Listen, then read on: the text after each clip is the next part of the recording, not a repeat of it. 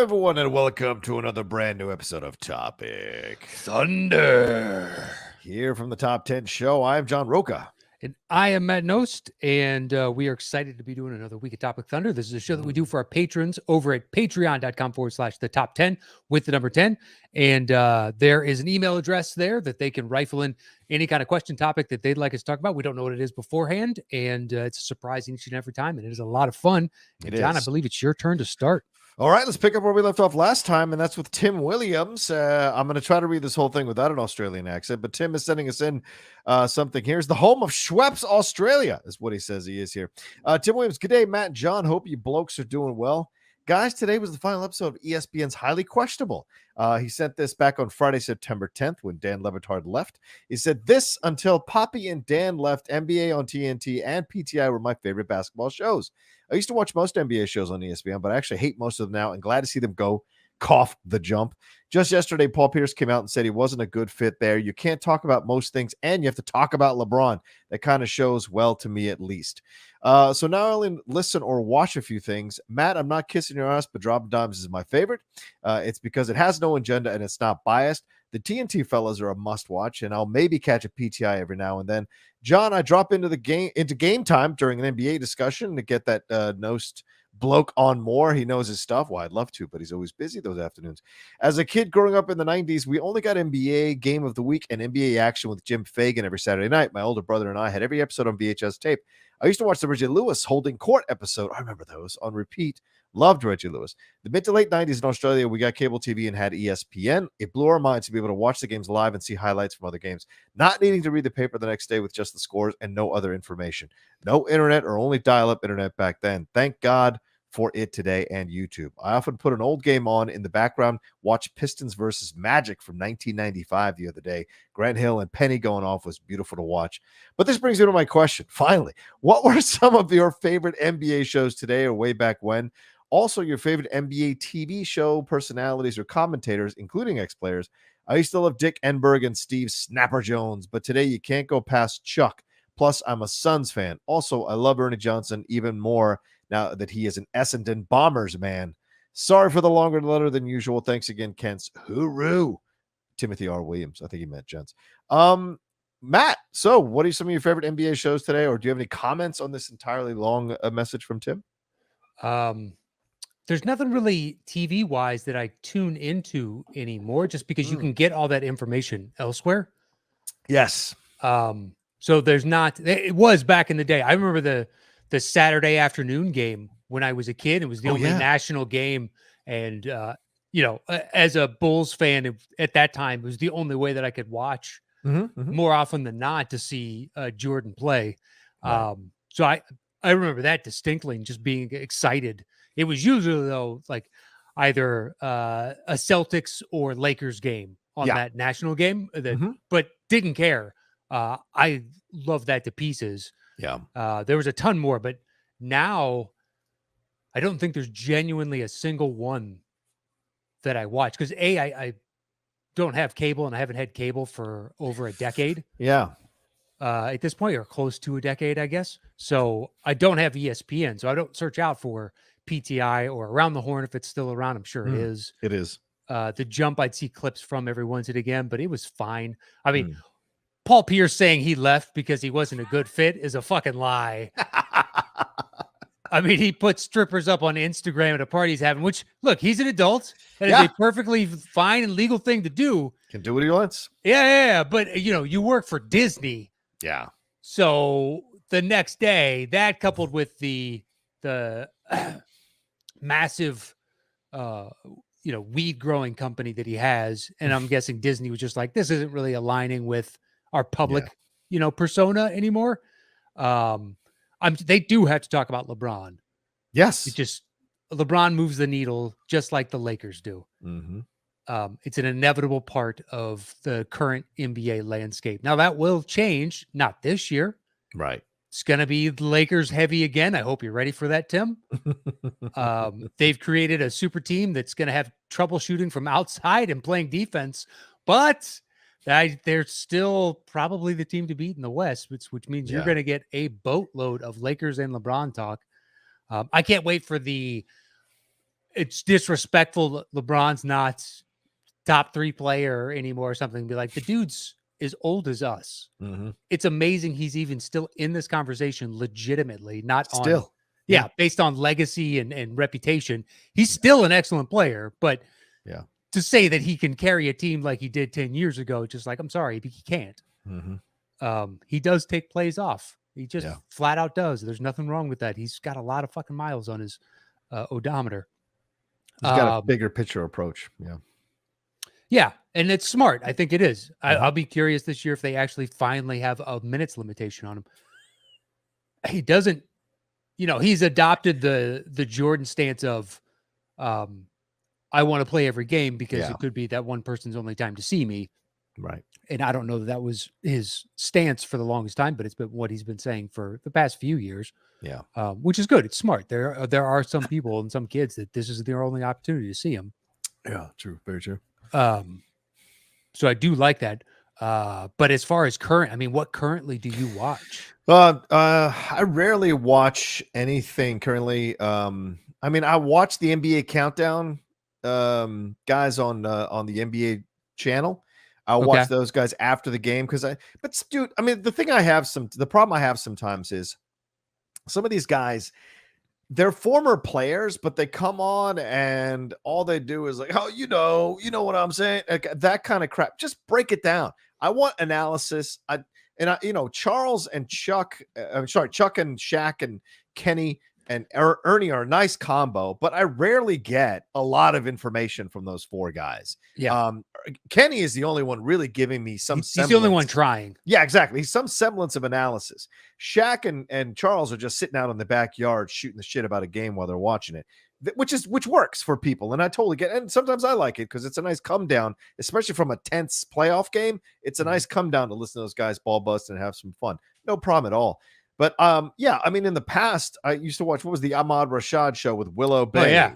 I used to watch that. Those were fun to watch, just to get to know the players a little bit more and what have you. And yeah, I was into PTI.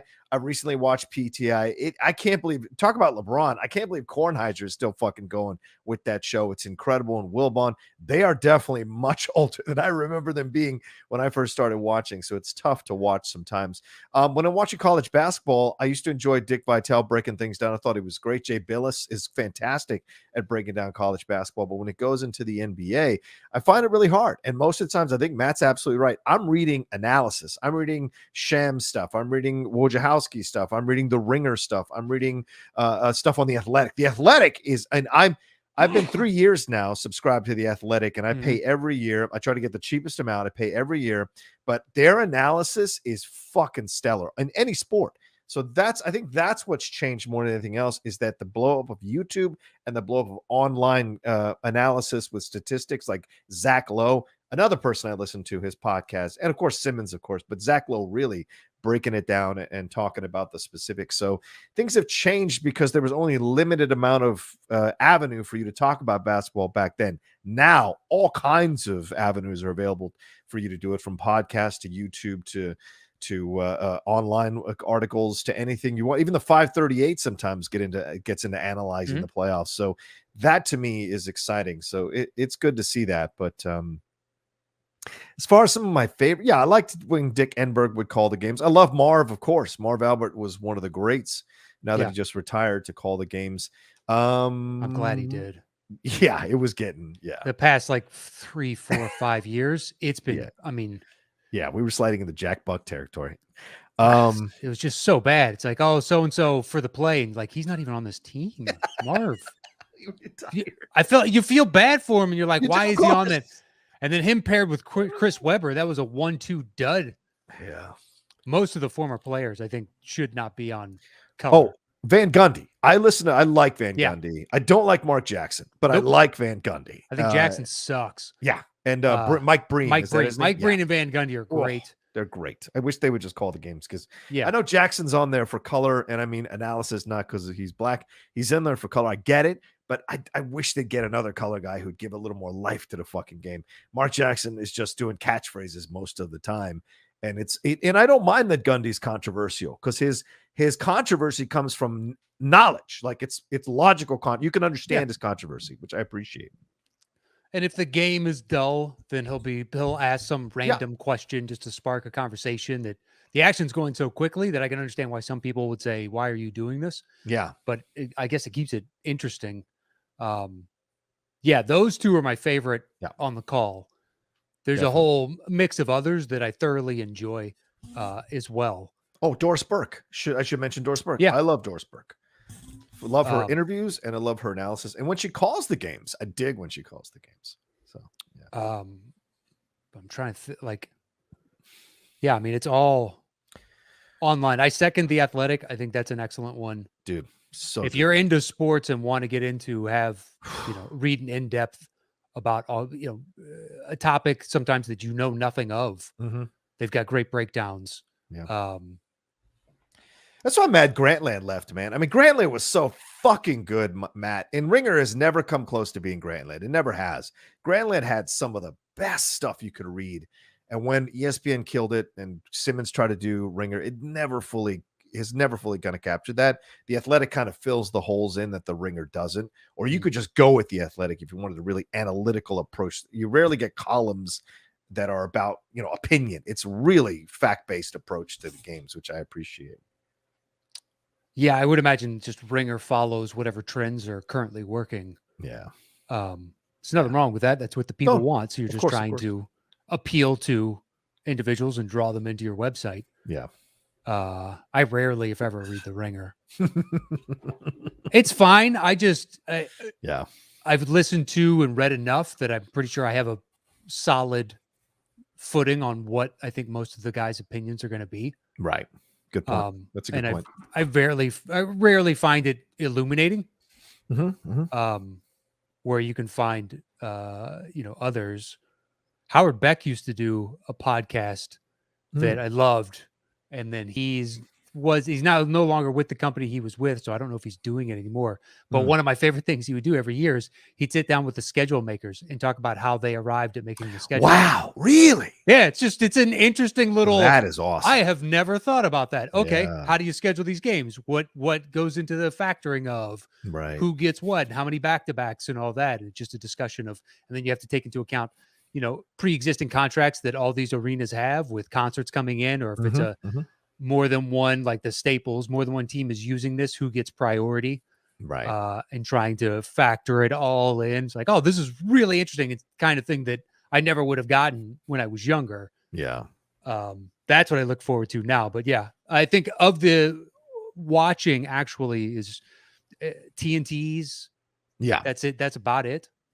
Okay. Yeah. That you actually watch. Yeah. That I actually watch just because it's going to be on before the games. And I don't stay tuned after the game because I already know my opinion.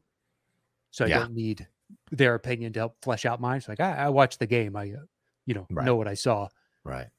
But they're purely for entertainment. Yeah. Yeah. You're not going to get much out of understanding the game. Although I will say the pre-show with Candace Parker, I think Candace Parker is great. And I think she is once she gets out of the WNBA and she's done, there's a real possibility she leads a show analyzing stuff because she is so on top of it. And I think she outdoes Wade or Charles or Shaq or whatever. She's one of those people. She really breaks the thing down. Who used to do a good job? Who was that fucking Tim Legler? I thought Legler did a nice job. Yeah. Right. Legs did a nice job when he was talking about the NBA and breaking things down. I really enjoyed him. But yeah, it's amazing how fast the landscape has changed, brother. It's crazy. No, but I mean, if you want to get for sports time, Sage Steele might be available sometime. No fucking thanks.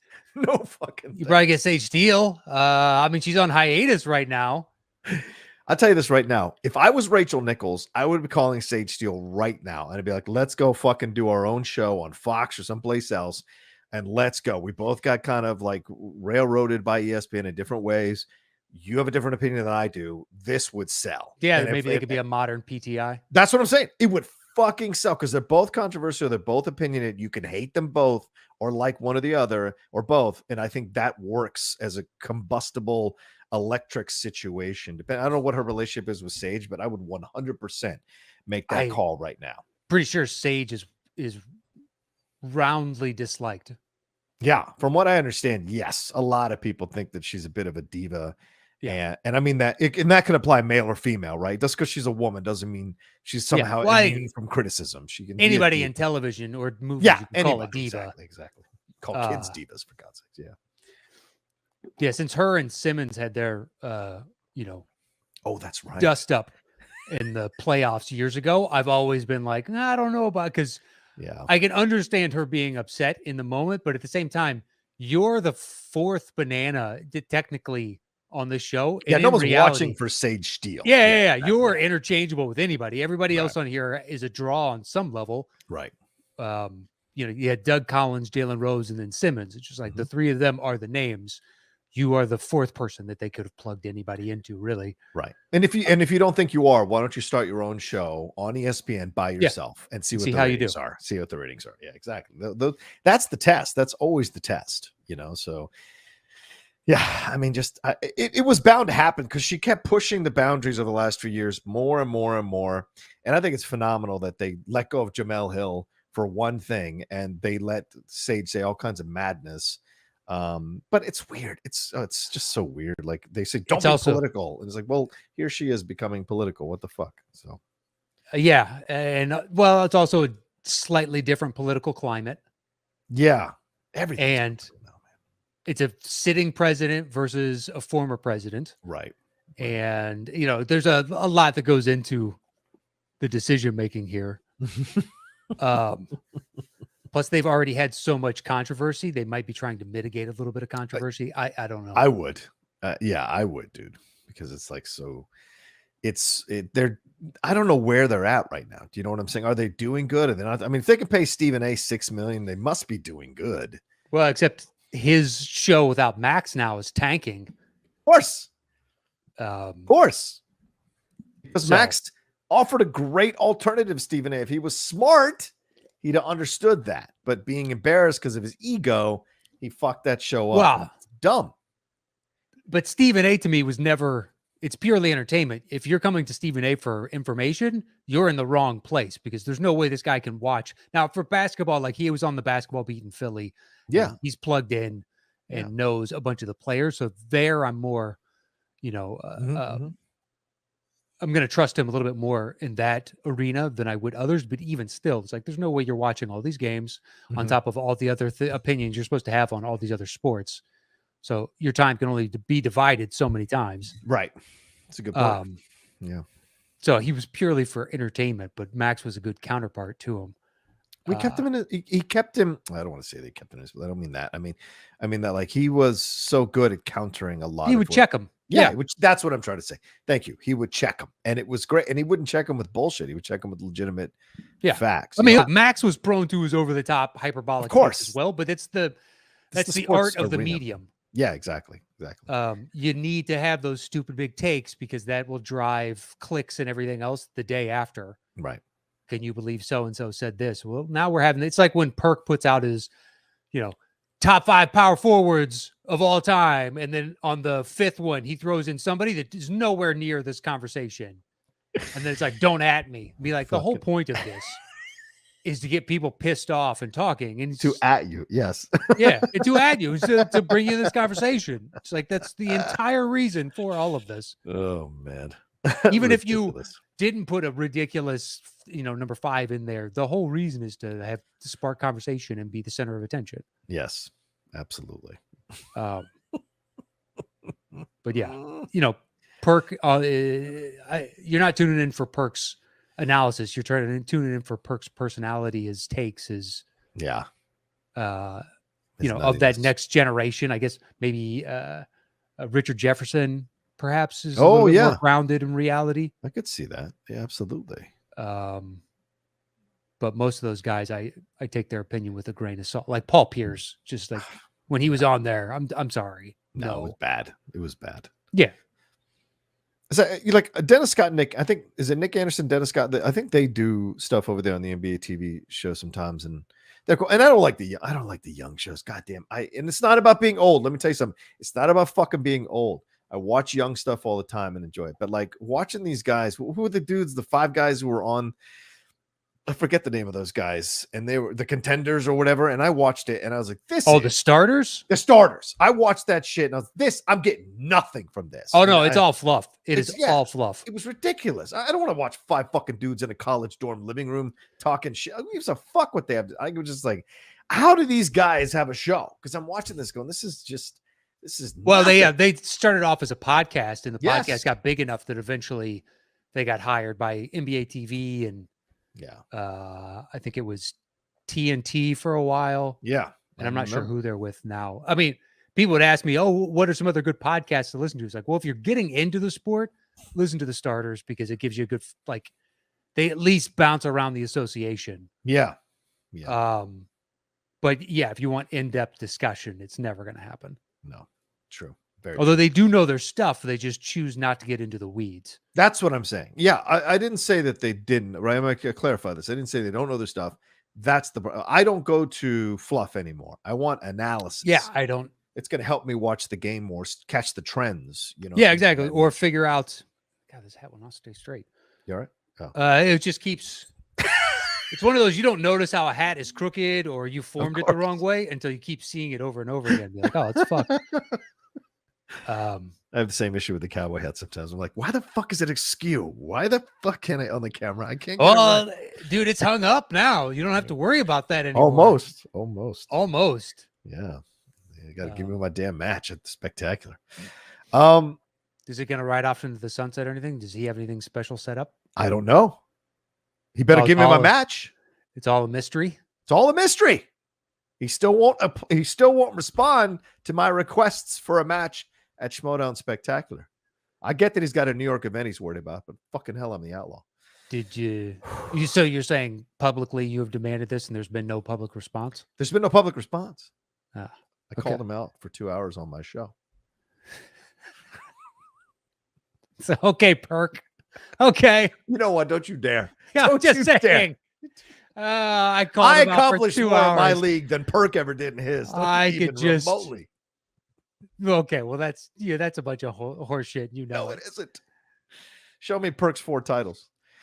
Did you perform live for 14,000 people a night for 82 nights a year and playoffs on top of that? All I'm saying is I won more in my league than he did in his. That's all I'm saying. So I am not Perk. You can give me Weber, but not Perk.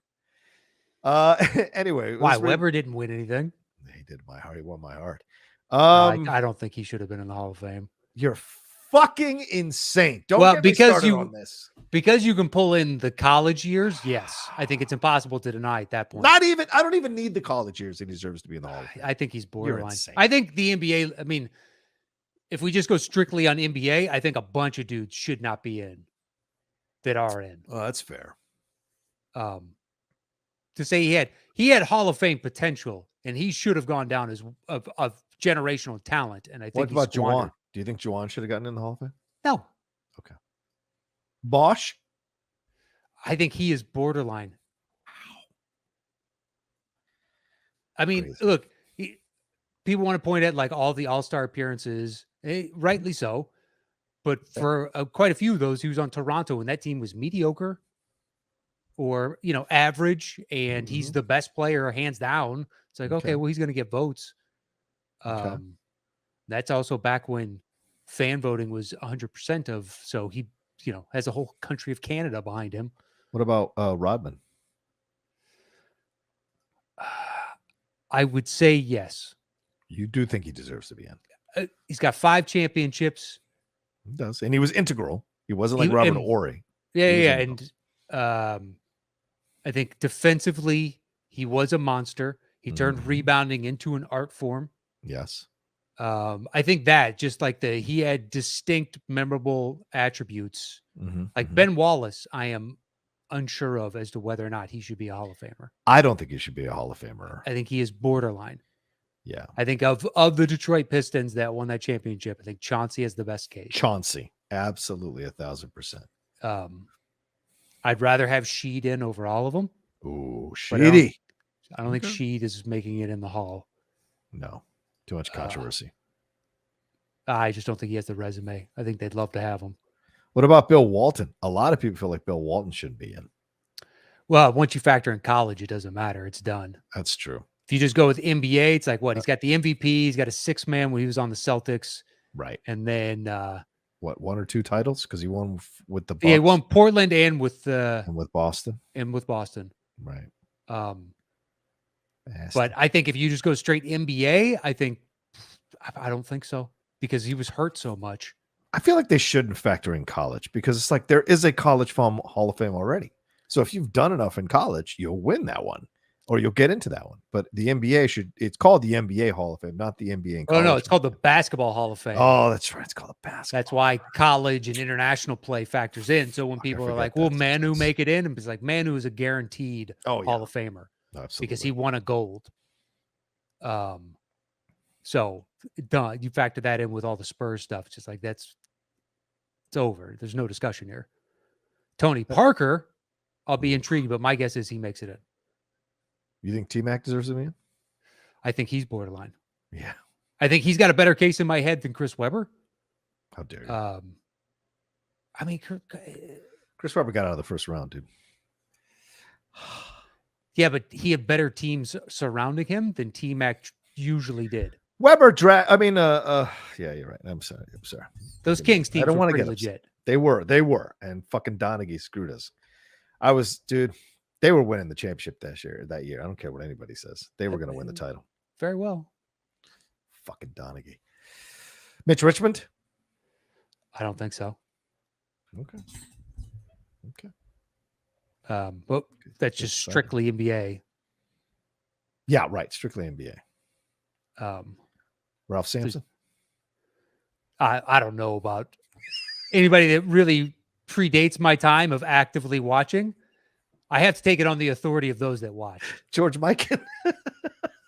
George Mikan is a no-brainer. Yes. George Mikan's going to make the 75 anniversary team. He kind of has to. Bill Russell. Bill Russell, yes, unassailable. But you get into some of the other guys and be like, I didn't watch them play. I only know the reputation. Like Dino Raja, Drazen Petrovic's. There's a lot of numbers. It's an interesting stable of European players that have gotten in. That could be an interesting conversation for sure if you look at stats and timing. All right. I don't know if we have time for another question, but it's 28 minutes right now. It's up to you. Do you want to do one more real quick, or do you want to? Yeah, let's do one more real quick. All right, go ahead, brother. All right, this comes from Luke Allison. It says, "Greetings, John and Matt. My sincere apologies for giving you a homework assignment a few weeks ago. This was like a month ago. That's right. I remember that. So I'll try to make this. Oh, we'll come back to this because it's another NBA question. Oh, it is? Okay. All right. This one comes from Nicholas Baldwin. It says, hey, fellas.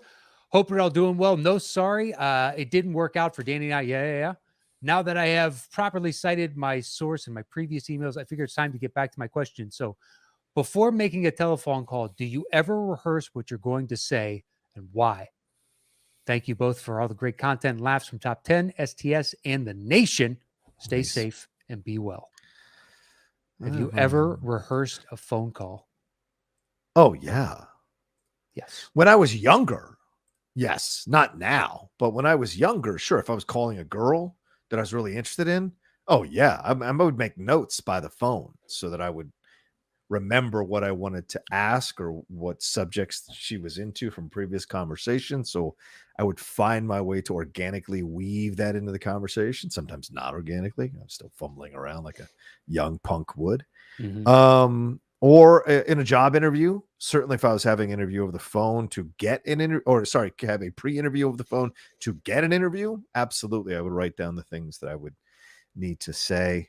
But yeah, I've done that. I've rehearsed it. I've rehearsed going into a conversation in the mirror before I had a conversation with somebody, whether it was a dating situation, a breakup, or a friend thing. I would absolutely rehearse in the mirror, like what I wanted to say. So yeah. Yeah. I mean, the job one makes sense because you need to be prepared for what potential questions may come your way. So you have a cogent and coherent answer that makes you look very professional. You know, you're putting your fake face out there of like, this is me. I'm always amazing. Yeah. But you know, I've done it. I remember once not the last time, but the first thing that jumped to mind, So back when I used to drink, Mhm. I hooked up with this girl who was smoking hot. Okay. And I was, out of shape, 25 pounds heavier than I am now. And we got drunk and we hooked up, and she was like, we should hang out sometime. But I had drunk confidence. So I tried, when I went to call her like a couple days later, I had Of a script course. in my head, and Yeah. then I started into it, and she's Yeah. literally stopped me and she's like, I feel like you rehearsed this. And I was like, what? No, sorry. I'm just, and I started to fumble my way because she called me on it. I mean, I had no business hooking up with this girl, Yeah. given the shape and state of my life at that point. So I was just like, I can't believe that happened. I can't believe she wants to do it again. I was so excited. It did happen again, but I still remember that fucking phone call and her calling me out on it. But yeah, I think it's smart to kind of be prepared for specific situations that you brought up, like, job interview or Yeah. going into, if you have some sort of important meeting, to factor in all the things that you may get asked. Yeah. So that way you don't look like you're stumbling for an answer. Yeah. I mean, when I interviewed Angela Bassett for the Transformer for Bumblebee, before Bumblebee, that was a phone interview. So for something like that, I definitely wrote out. Do you know Well, what of I'm course. saying?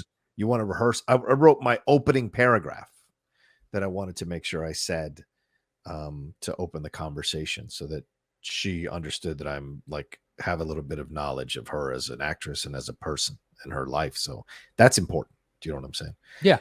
But I think most that's of the time, professionalism. yeah, right. And most of the time now, it's just like I'm pretty, relaxed and been doing this like Malcolm Gladwell 10,000 hours and shit. So I can roll with anything as it's presented to me. But like, so I don't know if I'd prepare a phone call now. Do you know what I'm saying? So, but depends. Could be if ESPN ever called, I'm sure I'd fucking prepare that phone call. For a situation like that where it has stakes for you, it only Real makes stakes, yeah, sense. exactly. All right, let's end there. That sounds good, right? Yep. All right. Thank you, Nicholas Baldwin. And thank you to Team Williams, for sending that in. And Luke, we'll get to your question next time around. But thanks to everybody who is a patron of the Top 10. We appreciate it madly. All that you can do to support us, it means a lot. Some of you reached out and said how you can give more. We'll have to figure that out. Matt and I have been discussing it. So for those of you who want to support us even more at higher levels, we'll have to figure out if there's benefits. If some of you don't care if there's benefits, then maybe we can just create an extra tier at a certain level for people and just say, hey, this is for anybody who wants to donate at this level, you can. We'll see. Matt, anything else? Anything we should say here? Just follow the show on Twitter at Top 10 Show, and on Instagram and YouTube, it is /the Top 10 Podcast with the number 10. So please hit us up on those. We'd love to hear your thoughts. And thank you to everybody that supports us over at patreon.com/the top 10. And follow me at Matt Nost. Yeah, and follow me at The Roca Says, and we'll talk to you next time for another brand new episode of Topic Thunder.